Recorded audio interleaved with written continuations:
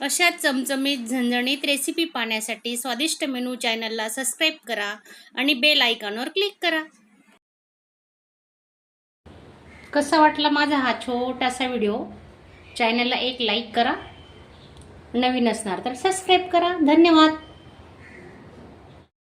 नमस्कार मैत्रिणींनो, स्वादिष्ट मेनू चॅनलमध्ये आपलं स्वागत आहे। तर आपली आजची न्यू रेसिपी आहे पोहा भजी। तर मस्त कुरकुरीत अशी पोहा भजी कशी करायची ते मी तुम्हाला आज दाखवणार आहे। बघा, त्यासाठी मी 1 वाटी पोहे घेतले आणि त्याच वाटीने तेवढेच बेसन पीठ घेतलेले, दोघं समप्रमाणात घ्यायचं। आणि आता पुढे आपण कुठले मसाले वापरणार आहेत ते बघतोय।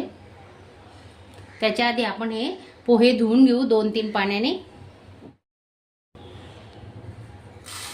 चाळून घेतलेले पोहे, त्याच्यात थोडेसे धूळ वगैरे असते तर ते चाळून घ्यायचं।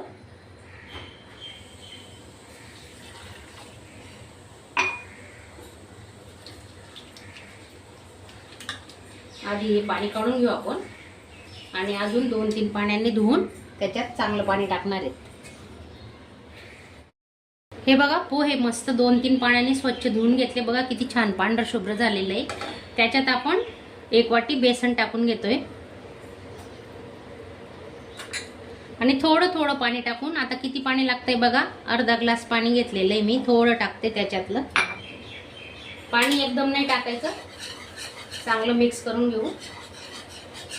सर्व प्रकारची भजी आपण खाल्लेली आहे, तर ही पण भजी एकदा तुम्ही नक्की खाऊन बघा कशी होते। फक्त 2 ते 3 चमचे पाण्याचा वापर केलेला आहे आपण।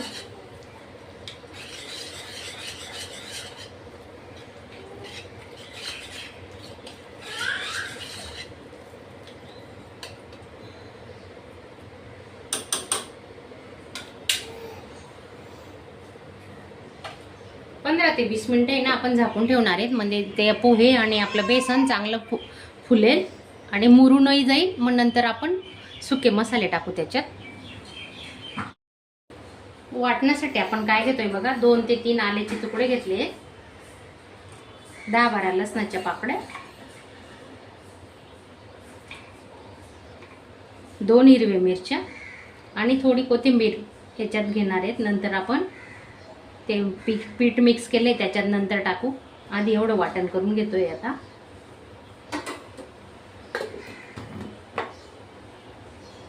जास्त जाडसर नाही वाटायचं, जास्त बारीक नाही करायचं, थोडं जाडच ठेवणार आहेत। हे बघा, आपलं छान पीठ मुरून झालेलं आहे। त्याच्यात आपण आता सुके मसाले टाकून घेणार आहे। तर छोटा चमचा आहे ना, अर्धा चमचा ओवा घेतला आहे, ते मस्त क्रश करून टाकून घेऊ आपण।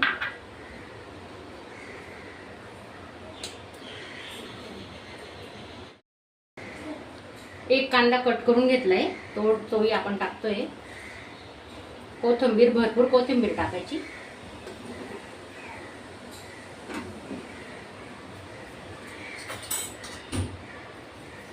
अर्धा चमचा जिरे घेतले, थोडी हळद घेतोय आपण,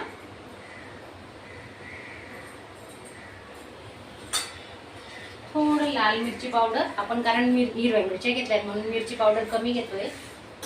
तर हे बघा, मिरची, लसूण, अद्रक वाटलेलं आहे तेही आपण आता याच्यात मिक्स करून घेऊ। आणि मिक्सरच्या भांड्यात ना थोडं पाणी टाकून आपण याच्यात ते आता कालवून घेणार आहेत। हे बघा, थोडं टाकायचं, जास्त नाही। हाताने मिक्स करायचं, तेव्हा ती छान भजी येते आपली मस्त कुरकुरीत, कारण त्या चमच्याने काही मिक्स करता येत नाही।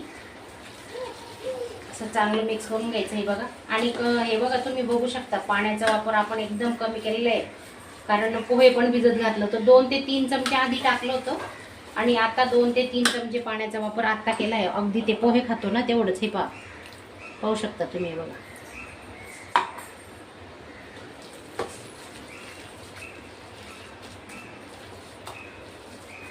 कांदा भजी, बटाटा भजी, सर्व प्रकारची भजी तर आपण खातो, पण ही पोह्याची भजी एकदा तुम्ही नक्की ट्राय करा। आणि तुम्ही नवीन असणार तर चॅनलला सबस्क्राईब करा आणि व्हिडिओ आवडल्यास एक लाईक करा। झाकून ठेवू थोडा वेळ। चवीनुसार मीठ टाकून घेतोय आपण।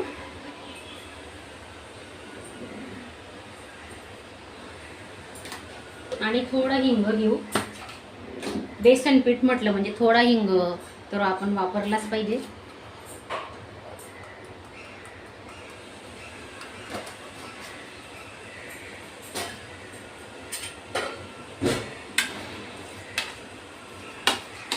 आपल्या स्वादिष्ट मेनू चॅनलला साध्या सोप्या रेसिपी असतात. तर काही चुकलं तर तुम्ही मला सांगू शकतात. आपलं घरचं चॅनल आहे असं म्हणून, तर आम्हाला शिकायला पण मिळतं. आणि कमेंट करून मग तुम्ही बोला, आम्हाला सांगा की तुम्हाला कुठला व्हिडिओ बघायचा आहे, कसा व्हिडिओ पाहिजे, कुठला पाहिजे.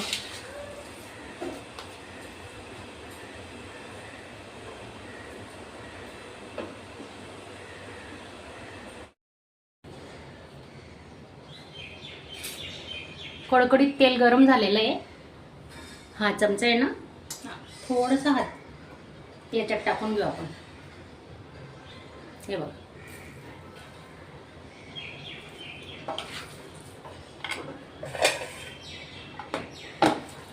सुरुवातीला फुल गॅसवर कडकडीत तेल गरम करून घ्यायचं आणि भजी टाकल्यानंतर थोडं स्लो करायचा गॅस मीडियममध्ये. नाहीतर काय होतं मग ते आतून आहे ना भजी कच्ची राहायला नको. वरून तर कुरकुरीत होऊन जाते पण आतूनही रसरशीत झाली पाहिजे. त्याच्यासाठी घाई करायची नाही, व्यवस्थित हे करायचं.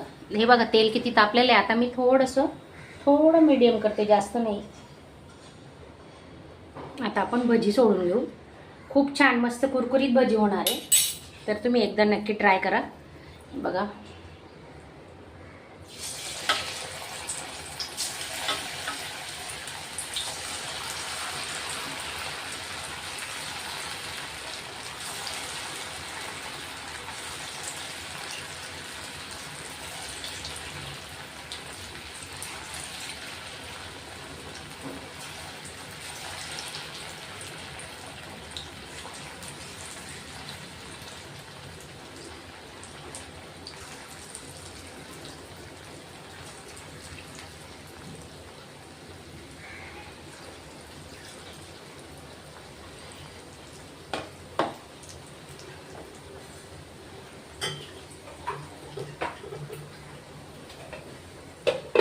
हे बघा कशी बुडबुडे येत आहेत, पाहू शकता तुम्ही. हे बघा असं 1-2 मिनिटं ठेवायचं, लगेच पलटी करायची, घाई नाही करायची. खूप छान कुरकुरीत भजी होणार आहे आपली.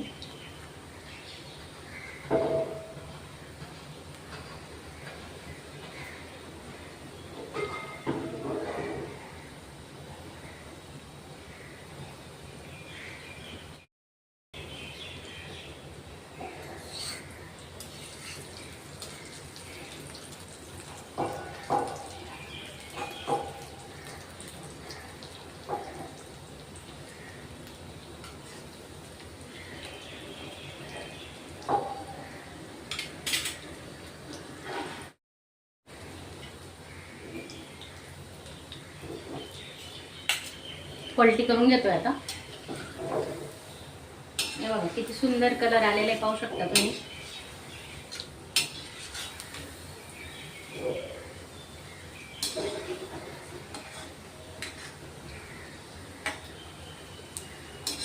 दुसरी बाजू पण आपण 1-2 मिनिटं तळून घेणार आहे.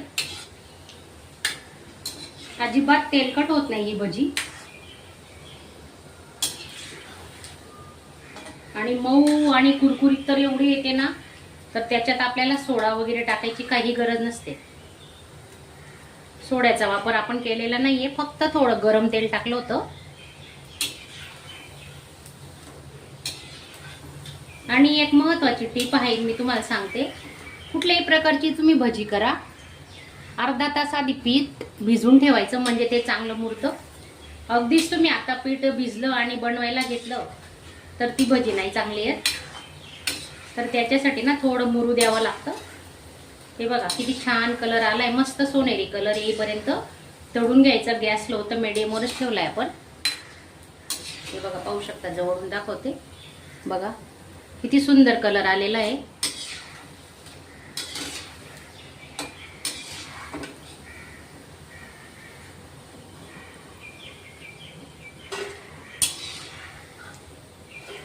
बघा तुम्हाला आवाज येत असेल, पहा किती छान आणि कुरकुरीत झाली, मस्त दिसते पण आहे बघा, छान कलर.